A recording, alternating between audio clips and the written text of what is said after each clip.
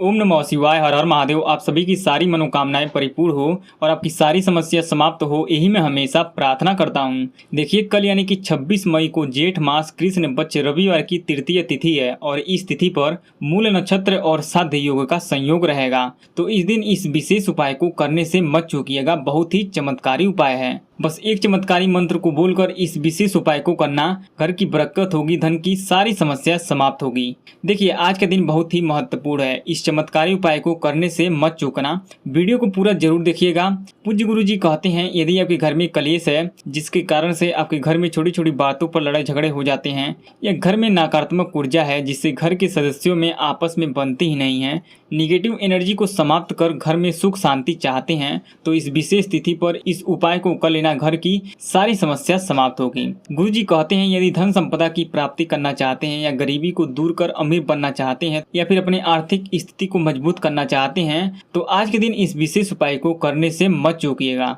गुरु जी ये भी कहते हैं, यदि आपकी कोई इच्छा है, कोई हृदय की बात है जिसे आप परिपूर्ण करना चाहते हैं, तो आज के दिन 1 लोटा जल से करना इस विशेष उपाय को। मेरे देव अधिदेव आपकी अधूरी मनोकामनाएं को परिपूर्ण तुरंत करेंगे, क्योंकि आज के दिन बहुत ही शुभ एवं दुर्लभ है। बस लौंग को इस जगह रख देना और इस जल को समर्पित कर देना, कुबेर का खजाना मिलेगा। पूज्य गुरु जी की कथा से ही सुन के समझ के बड़े ही विस्तार से बताने की और समझाने की पूरी प्रयास करूंगा। अगर आप भगवान भोलेनाथ जी की कृपा पाना चाहते हैं और उनका आशीर्वाद पाना चाहते हैं और उनके आशीर्वाद से अपनी मनोकामनाएं को पूर्ति करना चाहते हैं, तो वीडियो को पूरा जरूर देखिएगा और वीडियो को लाइक जरूर कीजिएगा और चैनल को सब्सक्राइब करके कमेंट में जय महादेव, जय महालक्ष्मी अवश्य लिख दें। इस पूरे वीडियो में पूज्य गुरु जी के बताए गए 3 बहुत ही खास उपाय को बताऊंगा। पहला और दूसरा उपाय बहुत ही खास है और तीसरे उपाय को करने से मत चूकना, बहुत ही चमत्कारी है। पूज्य गुरु जी के बताए गए 3 उपाय में से पहले उपाय को समझ लेते हैं कि इस उपाय को कैसे करना है, मिलेगा क्या, बेनिफिट क्या होगा।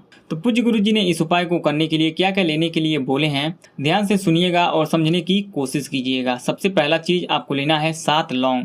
जी हाँ, 7 लौंग को ले लेना है। देखिए, लौंग का बहुत ही महत्व है। और आपको लेना है काला तिल। जी हाँ, आपको 7 काला तिल को भी ले लेना है। देखिए, लौंग से और काला तिल से उपाय को करने से भगवान भोलेनाथ जी अति प्रसन्न होते हैं और सारी धन की समस्या समाप्त होती है और हमारी अधूरी मनोकामनाएं को पूरा करते हैं, आपकी किस्मत का ताला खोलते हैं। और आपको लेना है 1 पात्र में शुद्ध जल। जी हाँ, अपने घर से ही शुद्ध जल को भर लेना है। देखिए, पूज्य गुरु जी ने इस उपाय को भोर में ही करने के लिए बोले हैं, यानी कि सुबह 11 बजे के अंदर इस विशेष उपाय को करना है। लेकिन साथ में ये भी बोले हैं, जो भी हमारी माताएं बहनें भाई और पिता के समान लोग इस विशेष उपाय को सुबह 11 बजे के अंदर नहीं कर पाते हैं, तो वो लोग शाम को कर सकते हैं। लेकिन जो लोग शाम को करेंगे उनको प्रदोष काल में करना है। जिनको नहीं पता है कि प्रदोष काल कब है, उनको बता देता हूँ कि सूर्यास्त के 45 मिनट पहले और सूर्यास्त के 45 मिनट बाद के समय को प्रदोष काल कहते हैं।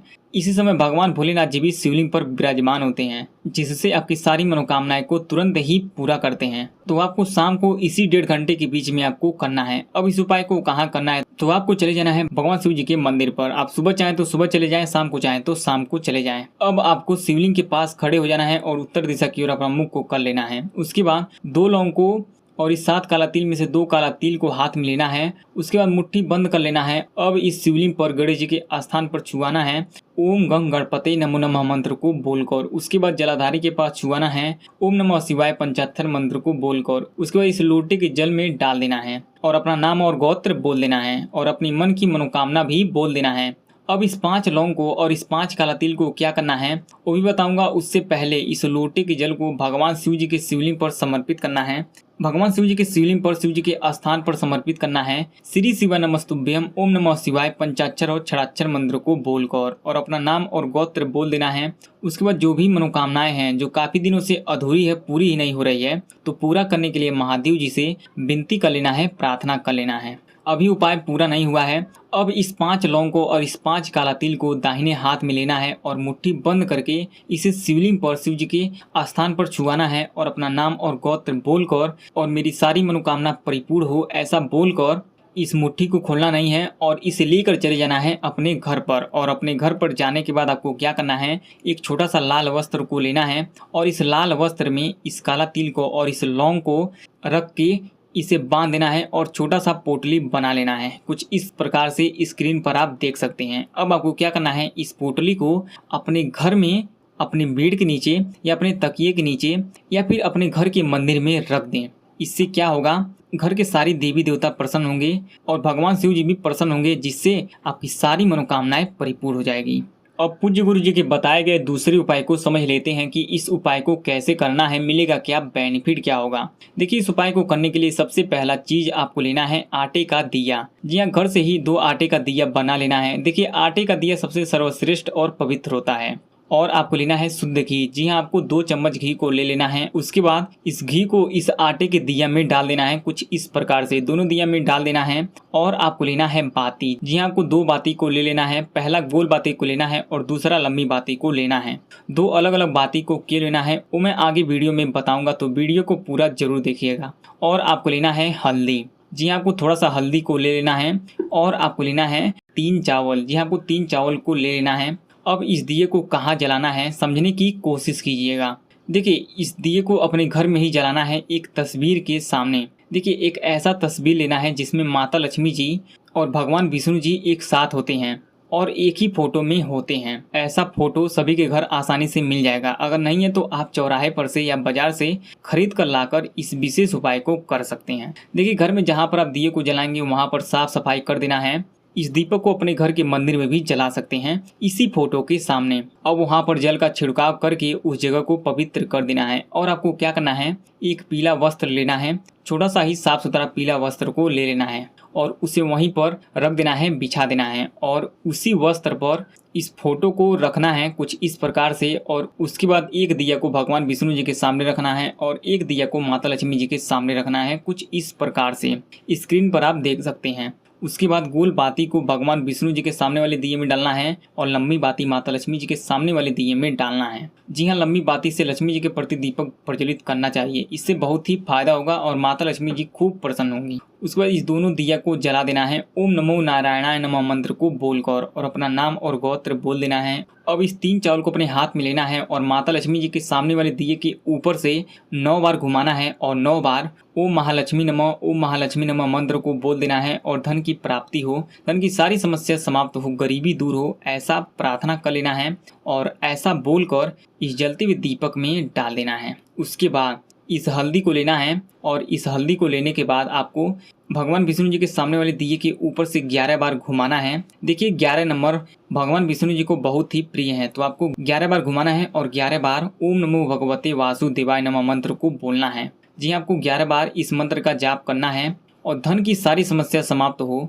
और धन की प्राप्ति हो, ऐसा बोलकर ऐसी कामना करके इस जलते हुए दीपक में इस हल्दी को डाल देना है। समझ गए? इतना करने के बाद आपको हाथ जोड़कर 2 मिनट बैठकर प्रार्थना कर लेना है और धन की प्राप्ति हो, धन की सारी समस्या समाप्त हो, ऐसा बोल देना है। अब पूज्य गुरु जी के बताए गए तीसरे उपाय को समझ लेते हैं कि इस उपाय को कैसे करना है, मिलेगा क्या, बेनिफिट क्या होगा। देखिए, इस उपाय को करने के लिए सबसे पहला चीज आपको लेना है एक पात्र में जल और आपको लेना है 7 चावल। देखिए, चावल लेते समय आपको एक बात का विशेष ध्यान देना है, वो चावल कहीं से भी टूटा व खंडित नहीं होना चाहिए, है ना। उसके बाद स्नान कर लेना है और साफ सुथरा वस्त्र को पहन लेना है। उसके बाद आपको सूर्य देव को इस लोटे के जल को समर्पित करना है, अर्घ्य देना है। तो कैसे करना है, देखिए, इस लोटे के जल में शुद्ध जल को ले लेना है, घर से भर लेना है, कहीं और से आपको जल को नहीं लेना है, अपने ही घर से लेना है। उसके बाद इस जल में आपको इस चावल को डाल देना है कुंदकेश्वर महादेव का नाम लेकर। देखिए, लोटे के जल में चावल को डालने से, देखिए, इस लोटे के जल में चावल को डालने से सूर्य देव खूब प्रसन्न होंगे और आपकी सारी समस्या का समाधान करेंगे और अपनी कृपा बरसाएंगे, जिससे पाप दोष से मुक्ति मिलेगी। उसके बाद इस लोटे के जल में गुड़ को डालना है, क्योंकि सूर्य देव जी को गुड़ समर्पित करने से रिश्ते में मिठास आता है, यानी कि छोटी छोटी बातों पर जो लड़ाई झगड़े हो जाते हैं वो प्यार में तब्दील हो जाता है ना। इसलिए आपको थोड़ा सा गुड़ भी ले लेना है और इस लोटे के जल में डाल देना है। उसके बाद आपको इस लोटे के जल को लेकर चले जाना है किसी नदी में या घर के आसपास कोई बहता हुआ जल का सरोवर हो, तो उसमें आपको खड़े होकर जिस दिशा में सूर्य देव हों उसी दिशा में आपको अपना चेहरा कर लेना है और सूर्य देव जी का दर्शन करके इस लोटे के जल को समर्पित करना है और मन में ओम सूर्याय नमः, ओम सूर्य देवाय नमः मंत्र को बोल देना है। इससे सूर्य देव बहुत ही जल्दी प्रसन्न होते हैं और आपकी सारी समस्या को समाप्त करते हैं। घर में सारे सदस्यों के बीच में प्यार हमेशा बना रहता है। यदि आपके पास तालाब नहीं है या सरोवर नहीं है तो आप अपने घर के द्वार पर सूर्य देव का दर्शन करके इस जल को समर्पित कर सकते हैं, है ना। लेकिन जहाँ पर आप पानी गिराएं वहाँ पर किसी का पैर ना पड़े। समझ गए? बस आपको इतना ही करना है। इतना करने से आपकी धन की सारी समस्या समाप्त होगी, मनोकामनाएं पूरी होंगी और घर में सारे सदस्यों के बीच में मिठास बनेगा। बस आपको इतना ही करना है। इस विशेष उपाय से जुड़ी कोई सवाल हो, इस तीनों उपाय से जुड़ी कोई सवाल हो तो कमेंट करके जरूर बताएं। वीडियो पसंद आए तो लाइक करें, चैनल को सब्सक्राइब करें। ओम नमः शिवाय, हर हर महादेव।